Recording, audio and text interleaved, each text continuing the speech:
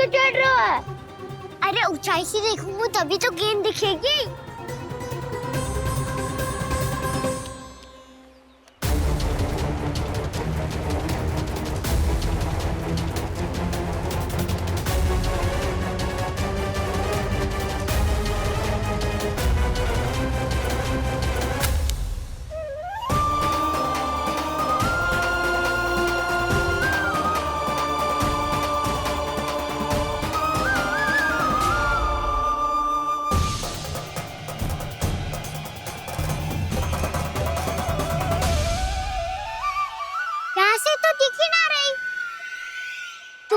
वहीं से फेंकी थी ना?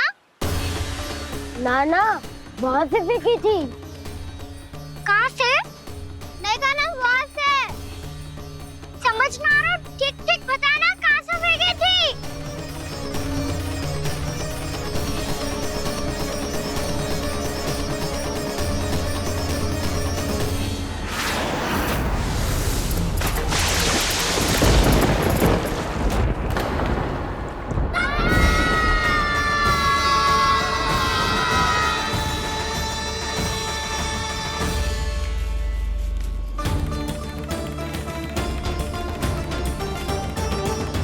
कालिया नाग के क्षेत्र में जाकर कोई भी जीवित वापस ना लौट सको।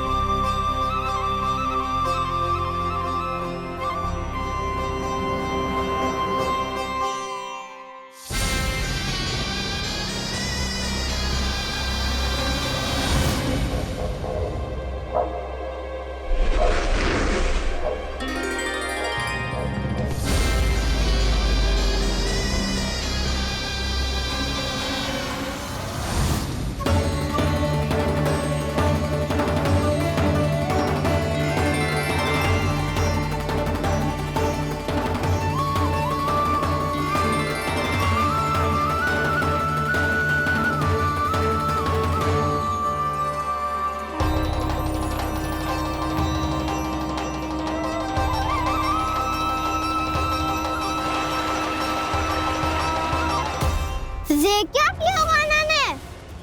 कालिया नाग तो उसे देखते ही निकल जाएगा।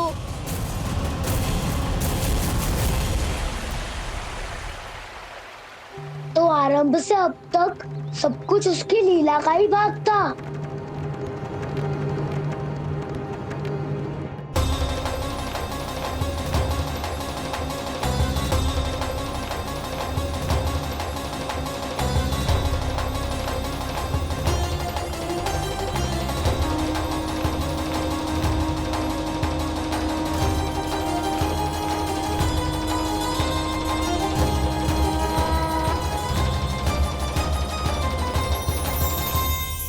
इतना सुंदर रूप, मन मोहने वाली मुस्कान, अद्भुत तेज और भगवान जैसी दिव्यता। कौन हो तुम? हाँ, तुम्हें देखकर तो हम सब सम्मोहित ही हो गए।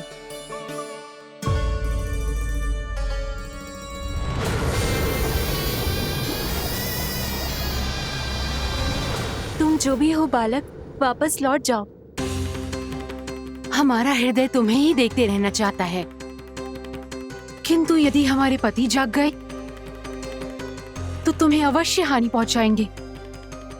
ये बहुत विषैले है बालक, कालकोट जैसे भयानक। इनके विष से तुम नहीं बच सकोगे। नंदराज, कालिया नाग के विष का प्रभाव बढ़ते ही जा रहा है।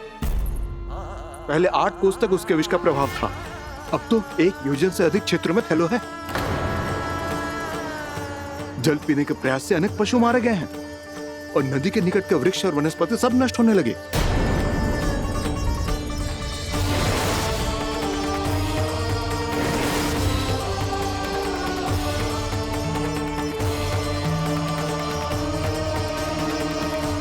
इनके विष की तीव्रता इतनी अधिक है बालक कि इनके संपर्क में आने वाले को तड़पने का भी अवसर नहीं मिलता। इनके विष की अग्नि क्षण भर से भी कम समय में प्राणवायु को जलाकर राख कर देती है।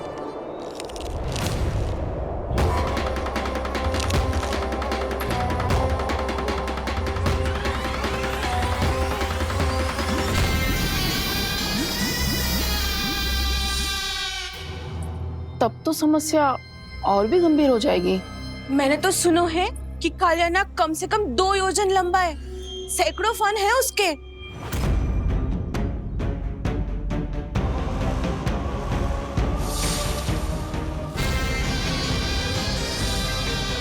इसका अर्थ तो ये है कि हम दोनों ओर से फंस गए। एक और कंस को 1 कोटि कमल पुष्प देने जो कि कालियानाग के क्षेत्र में पड़ते हैं, और दूसरी ओर उस कालियानाग का विष यमुना जी के क्षेत्र में बढ़ता ही जा रहा। इसके कारण हम ही नहीं, निर्दोष पशु पक्षी भी संकट में। इन दोनों समस्याओं का एक ही समाधान है, उस कालियानाग का सामना करना। और ये ना समझ आ रहा कि हम ये करेंगे कैसे, क्योंकि ये बात साधारण मनुष्य के बस की ना है। हमारे लिए ये असंभव है।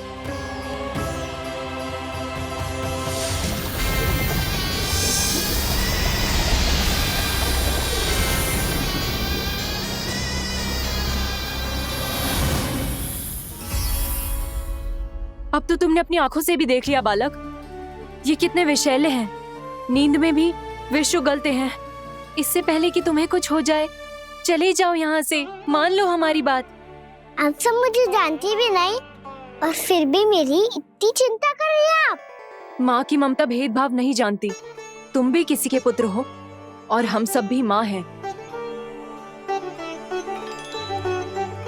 एक माँ को हर बालक में अपनी ही संतान दिखाई देती है, इसलिए हम तुमसे विनती करते हैं, वापस चले जाओ, बचा लो अपने प्राण।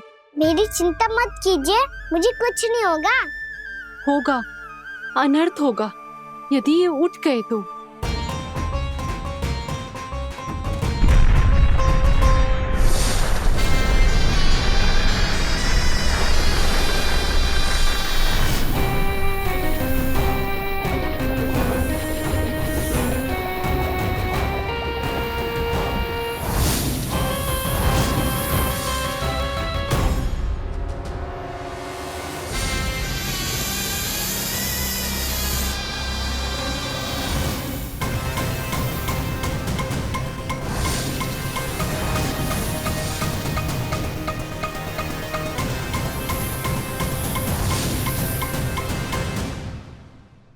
सामने होते हुए भी अपने इश्क को केवल वही देख सकता है जो अपना अभिमान त्याग चुका हो।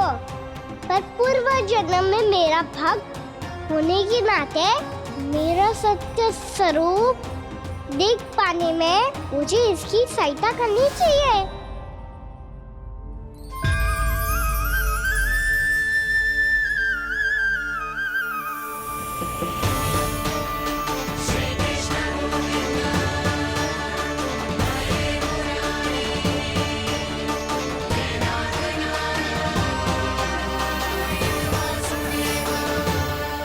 देखो हमारा छोटा सा कान्हा कैसे डट के खड़ा हुआ है। इतने विशालकाय, इतने महाभयंकर सबके सामने।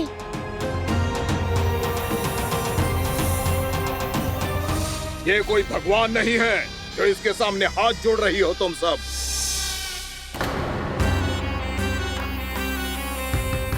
एक सामान्य साधारण बालक है ये, जो ये तक नहीं जानता कि इसके सामने है इसका काल, कालिया।